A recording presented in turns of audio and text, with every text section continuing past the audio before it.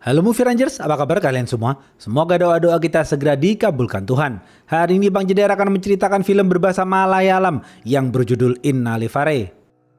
Film ini dibintangi aktor Mollywood Asif Ali dan disutradarai oleh Jis Joy. Oke, langsung aja, put your headset on and listen to me.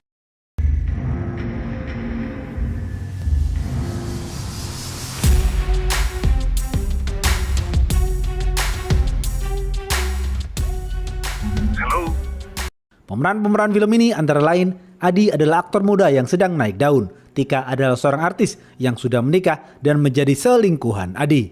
Sarat adalah ahli IT yang suka menyadap informasi orang lain. Sani adalah wanita pekerja kantor. Suatu hari, seorang aktor muda yang sedang naik daun bernama Adi tidur bersama seorang artis wanita yang sudah menikah bernama Tika. Adi dan Tika berselingkuh selama bertahun-tahun karena suami Tika bekerja di Dubai.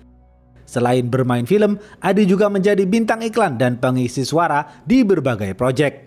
Setelah melakukan enjos-enjos dengan Tika, Adi berangkat kerja. Saat ini, Adi sedang sibuk memproduksi filmnya sendiri. Adi berharap banyak pada filmnya itu karena Adi mempunyai banyak cicilan yang harus dibayar.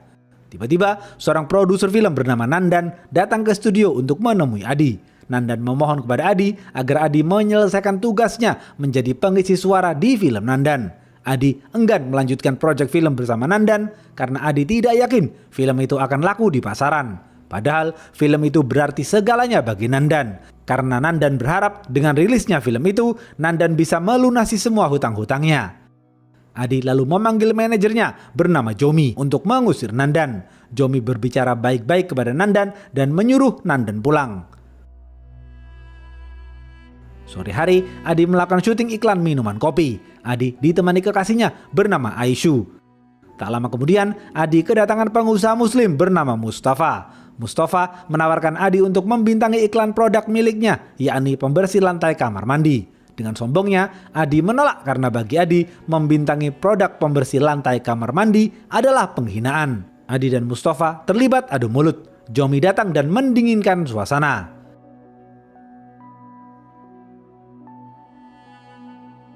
Aisyu lalu mengajak Adi menenangkan diri sejenak di pinggir pantai. Aisyu menasihati Adi agar tidak sombong dan tidak mudah emosi. Aisyu juga bertanya kepada Adi kapan Adi menikahi dirinya. Adi belum bisa berjanji karena Adi masih fokus pada film yang ia produseri sendiri. Beberapa minggu kemudian, film Adi dirilis. Para penonton yang sudah menonton film Adi merasa kecewa karena film Adi tidak menarik. Adi semakin frustasi. Adi stres dan pergi ke rumah Tika. Adi ingin berubah dan menata kembali hidupnya. Adi berencana menikahi Aisyu. Karena itu, Adi ingin menghentikan perselingkuhannya dengan Tika. Namun Tika menolak. Tika sudah bucin kepada Adi. Tiba-tiba, Adi melihat seorang hacker bernama Sarat sedang menguping dan merekam pembicaraan Adi dan Tika. Adi mencoba mengejar Sarat namun gagal. Adi tidak tahu siapa dan apa tujuan Sarat. Setibanya di rumah, Sarat mengedit-edit suara rekaman Adi dan Tika.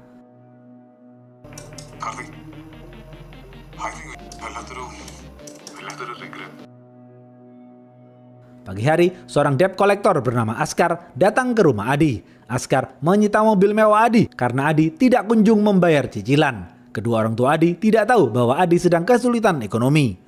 Selama beberapa hari ke depan, kedua orang tua Adi pergi keluar kota untuk menghadiri acara pernikahan keluarga. Adi berjanji akan menyusul mereka.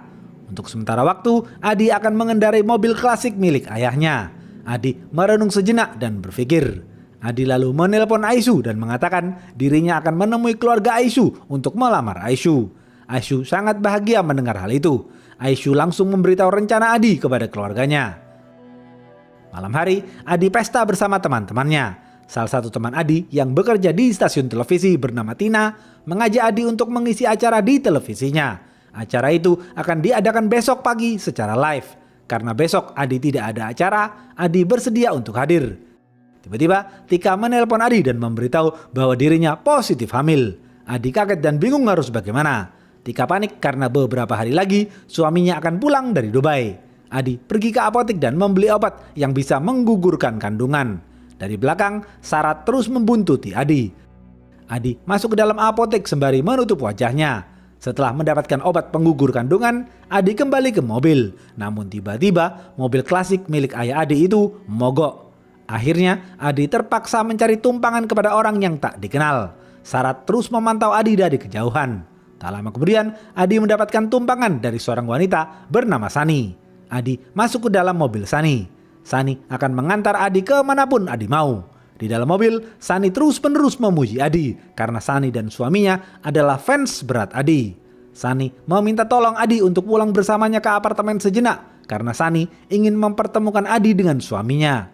Awalnya Adi menolak karena Adi terburu-buru harus segera pergi ke rumah Tika. Namun karena Sani terus memaksa, akhirnya Adi setuju. Tak lama kemudian, Sani dan Adi tiba di apartemen Sani. Sani memanggil-manggil suaminya namun tidak juga muncul. Sani lalu memanggil Adi masuk ke dalam kamar untuk meminta tolong memindahkan sesuatu. Setelah Adi masuk ke kamar itu, Sani langsung merebut handphone Adi dan mengurung Adi di dalam kamar. Adi berteriak minta tolong. Adi bingung dan bertanya-tanya mengapa Sani mengurungnya di dalam kamar. Tak lama kemudian, Sarat datang dan memeluk Sani. Ternyata Sarat adalah kekasih Sani. Mereka berdua sudah merencanakan ini sejak lama. Adi mencoba kabur dari kamar itu namun tidak ada jalan keluar. Adi marah-marah dan terus berteriak. Tidak ada orang yang mendengar teriakan Adi karena penghuni apartemen itu hanya sedikit. Apartemen itu milik orang lain yang penghuninya berada di luar negeri. Sarat duduk di meja dan fokus mengedit-edit hasil rekaman suara Adi. Di handphone Adi, Sarat dan Sani membuka WhatsApp dari Tika. Tika terus mengechat Adi dan menyuruh Adi untuk segera ke rumahnya serta membawa obat penggugur kandungan. Sarat dan Sani mengambil mobil klasik Adi di apotek. Setelah itu, mereka berdua pergi ke rumah Tika dan meletakkan obat penggugur kandungan di kotak pos rumah Tika. Sarat lalu mengechat Tika dan memberitahu obatnya sudah diletakkan di kotak pos. Tika mengira yang mengechat dirinya adalah Adi. Tika marah karena Adi tidak masuk ke dalam rumahnya. Setelah itu, Sarat dan Sani kembali ke apartemen. Sarat dan Sani mengatakan kepada Adi, mereka berdua terpaksa menyekap Adi untuk merampok uang Adi. Sarat dan Sani membutuhkan uang 2 miliar rupiah. Adi tidak tahu wajah Sarat. Adi marah-marah dan mengancam akan membalas perlakuan Sarat dan Sani. Besok pagi, satpam apartemen datang dan kaget melihat mobil klasik terparkir di sana. Selama ini, tidak pernah ada mobil klasik yang parkir di sana. Sang satpam lalu mengantar susu kepada salah satu penghuni apartemen yang tinggal di lantai bawah. Di saat yang bersamaan, acara live Tina akan segera dimulai. Namun Adi belum juga datang. Tina ditegur keras oleh bosnya. Sarat dan Sani selesai mengedit rekaman suara Adi. Sekarang Sarat bisa menggunakan suara-suara itu untuk membalas chat WhatsApp dan telepon dari orang-orang terdekat Adi. Sarat mengupdate story di Instagram Adi yang menunjukkan Adi sedang sarapan di hotel mewah. Sarat melakukan itu untuk memancing emosi Tika. Tiba-tiba Ibunda Adi dan Jomi menelpon. Sarat membalas telepon Ibunda Adi dan Jomi dengan rekaman suara-suara Adi yang sudah ia edit. Ibunda Adi dan Jomi tertipu dan percaya itu adalah suara Adi.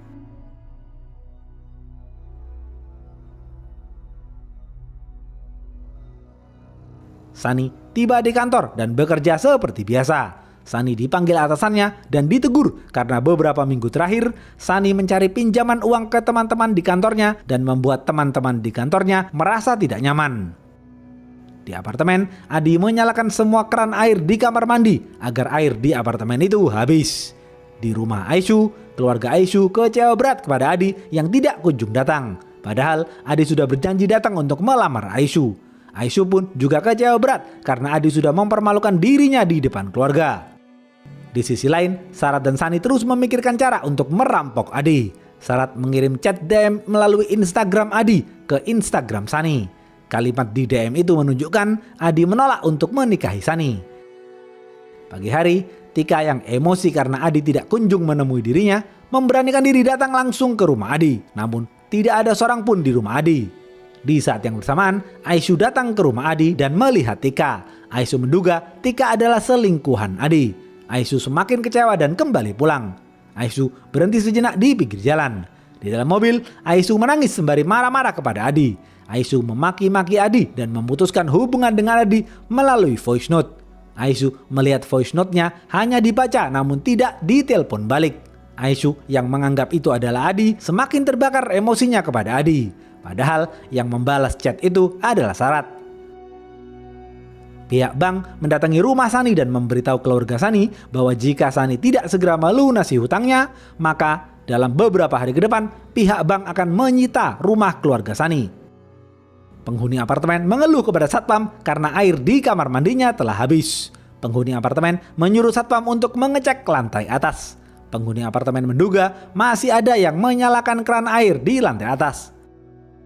Satpam yang mempunyai kunci ganda apartemen di lantai atas langsung masuk dan mengecek. Sang satpam mendengar suara teriakan lelaki. Sang satpam mencoba membuka gembok kamar itu menggunakan panci. Tiba-tiba Sarat dan Sani datang dan menggagalkan upaya sang satpam. Sarat dan Sani berbicara baik-baik dan bernegosiasi dengan satpam.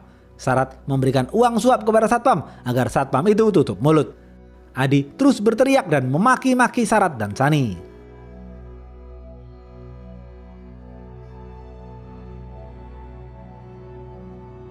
Besok pagi, Adi terbangun dan berpikir. Adi menemukan cara untuk menjebak Sarat dan Sani. Adi memecahkan kaca dan berdiri di dekat pintu. Adi sengaja melukai kakinya sendiri hingga mengeluarkan darah. Darah itu mengalir ke bawah pintu dan dilihat Sani. Sani panik dan langsung menelpon Sarat. Sarat tidak bisa pulang ke apartemen dahulu karena Sarat sedang di rumah sakit menjenguk pamannya yang baru saja kecelakaan. Sarat menasihati Sani agar tidak panik dan membuka pintu kamar secara perlahan untuk mengecek kondisi Adi. Ketika Sani membuka pintu dan masuk ke dalam kamar, Adi langsung berusaha kabur. Sani menggagalkan upaya Adi. Mereka berdua terlibat baku hantam.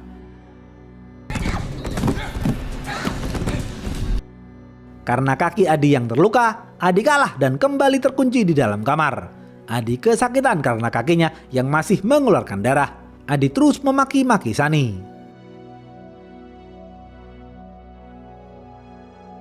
Tiba-tiba handphone Sani berdering di dalam kamar. Ternyata handphone Sani terjatuh ketika baku hantam dengan Adi. Adi langsung mengambil handphone itu dan menelpon Jomi, namun tidak diangkat. Adi kemudian menelpon Aisyu untuk meminta tolong, namun Aisyu justru marah-marah dan tidak percaya dengan omongan Adi. Adi lalu menelpon control room kepolisian, namun handphone Sani baterainya lowbat dan mati.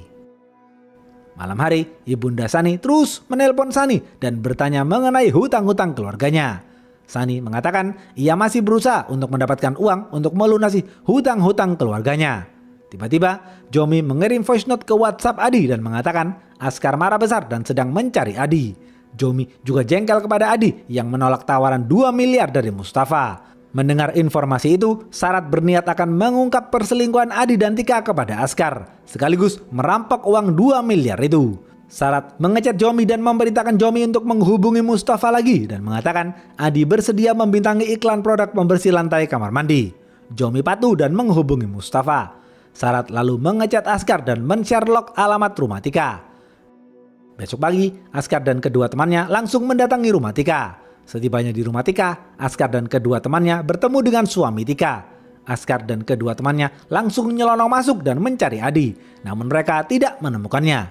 Tika muncul dan menemui Askar. Askar lalu bertanya kepada Tika mengenai Adi. Suami Tika baru sadar ternyata selama ini Tika berselingkuh dengan Adi. Tika mengakui perselingkuhannya dengan Adi hingga hamil. Suami Tika kecewa berat dengan Tika. Jomi menelpon dan memberitahu Adi bahwa ia sedang berada bersama Mustafa. Sarat membalas omongan Jomi dengan suara Adi yang sudah ia edit. Mustafa juga berbicara dengan Adi dan Mustafa percaya bahwa itu adalah suara Adi. Akhirnya Mustafa sepakat. Hari ini ia akan memberikan setengah uang dari kontrak iklan itu secara cash. Sarat senang mendengar hal itu.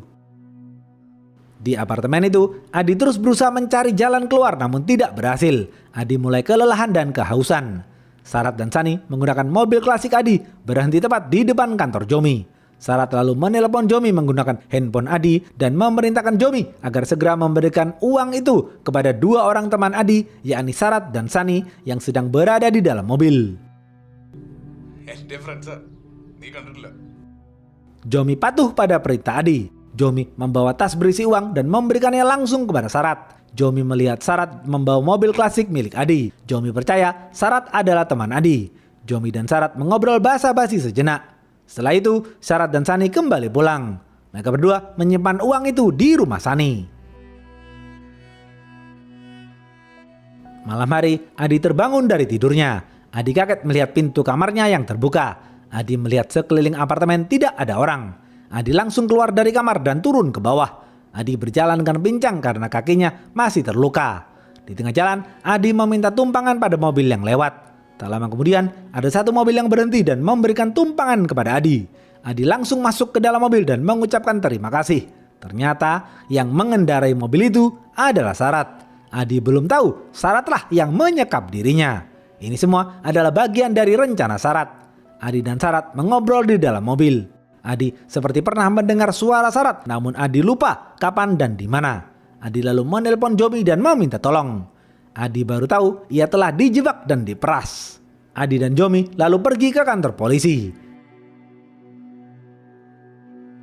Setibanya di kantor polisi, Sarat izin kembali pulang di depan Adi dan polisi. Di sana, Adi dan Jomi menemui seorang polisi bernama Irsyad. Adi dan Jomi menceritakan semuanya kepada Irsyad. Kepolisian langsung pergi ke apartemen untuk mencari Sarat dan Sani. Setibanya di apartemen, Sani membukakan pintu. Adi langsung menunjuk Sani dan mengatakan kepada Irsyad, Sani inilah yang menyekap dirinya dan merampok uangnya. Tiba-tiba Sani berakting dan mengatakan kepada Irsyad, Pak Irsyad, Adi adalah kekasihku. Hubunganku dan Adi sedang retak. Bapak harus tahu kalau Adi adalah seorang aktor. Tentu saja dia pandai berakting dan berbohong. Sani lalu menunjukkan chat DM Instagramnya dengan Adi kepada Irsyad. Di percakapan itu terbukti bahwa Adi menolak untuk menikahi Sani.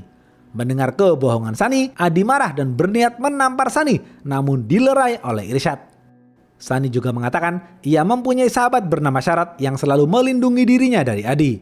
Sani menunjukkan foto Syarat kepada Irsyad. Adi baru tahu wajah Syarat. Adi semakin terbakar emosinya. Jomi mengatakan Sani dan Syarat inilah yang mengambil uang itu. Irsyad bingung harus percaya kepada siapa. Mereka semua kemudian menemui Satpam. Satpam membela Sani dan memojokkan Adi. Adi bingung harus bagaimana. Irsyad dan Adi menjauh sejenak dan berbicara empat mata. Irsyad mengatakan, Adi, dalam hal ini aku percaya kau telah dijebak. Tetapi jika kau ingin menggugat Sani dan Syarat ke pengadilan, kau harus mempunyai bukti kuat. Sedangkan kau tidak mempunyai bukti kuat. Pada akhirnya kau akan kalah dan karirmu akan hancur. Mendengar nasihat Irsyad, Adi tidak jadi menuntut Syarat dan Sani ke pengadilan. Kepolisian lalu kembali ke kantor polisi. Sani tersenyum puas karena sudah membodohi dan merampok Adi. Adi semakin terbakar amarahnya. Jomi lalu mengantar Adi kembali pulang. Setibanya di rumah, Adi terkejut melihat mobil klasik ayahnya yang sudah terparkir di sana. Adi masuk ke dalam rumah dan menyuruh Jomi pergi. Adi ingin sendiri dahulu. Adi mandi dan berpikir dengan tenang. Adi menelepon sang ibu untuk menjelaskan semuanya, namun sang ibu tidak mau berbicara dengan Adi. Sang ibu marah karena Adi tidak menyusul ke acara pernikahan keluarganya. Besok pagi, Adi menemui Aisyu dan menjelaskan semuanya. Namun Aisyu tidak percaya dan mengusir Adi. Aisyu tidak mau lagi bertemu Adi. Malam hari, Adi terus berpikir dan merenung. Syarat dan Sani menyembunyikan uang itu di dalam sumur. Di sisi lain, suami Tika mendatangi rumah Adi dan mengobrol dengan Adi. Suami Tika mengatakan, Adi, selain pandai berakting, kau juga pandai berbohong hingga bisa menghamili istriku. Suami Tika mengatakan, ia sudah mentalak Tika. Tika dan suaminya sudah resmi bercerai. Suami Tika lalu marah-marah dan menghancurkan semua piala penghargaan Adi.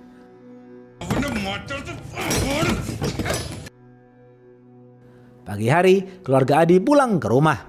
Mereka semua kaget melihat ruangan tengah yang berantakan. Mereka semua mencari Adi namun tidak menemukannya. Sang ibu khawatir kepada Adi.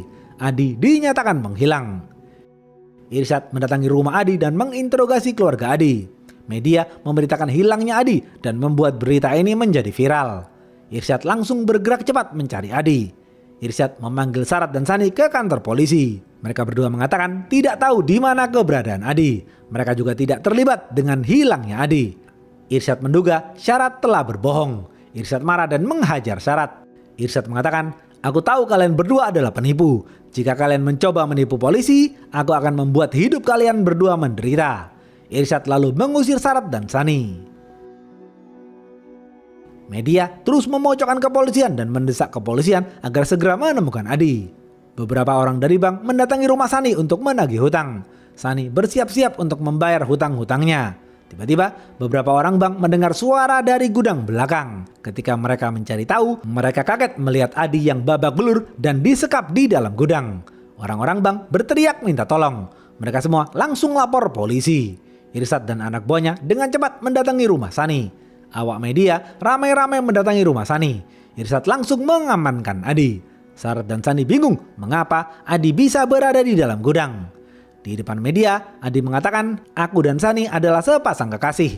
Kami berdua menghabiskan waktu bersama di apartemen. Namun karena Sani sedang membutuhkan uang dalam jumlah besar, Sani dan Sarat telah merampokku dan memukuliku. Mereka juga mengacak-acak rumahku." Semua orang percaya dengan cerita Adi. Sarat dan Sani terbakar emosinya. Irsad semakin dibuat bingung. Irsad kemudian menjauh sejenak dan berbicara empat mata dengan Adi. Irsad bertanya kepada Adi, "Apa yang sedang kau lakukan?" Adi menjawab, "Pak Irsyad, mereka berdua menipuku dengan teknologi. Sekarang aku akan menipu balik mereka dengan aktingku." Irsyad terdiam membisu.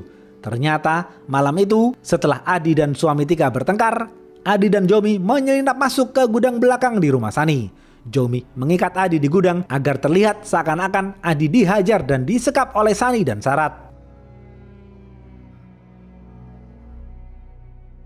Adi tidak berhenti sampai di sini. Setelah ini, Adi berniat akan menuntut Sarat dan Sani ke pengadilan.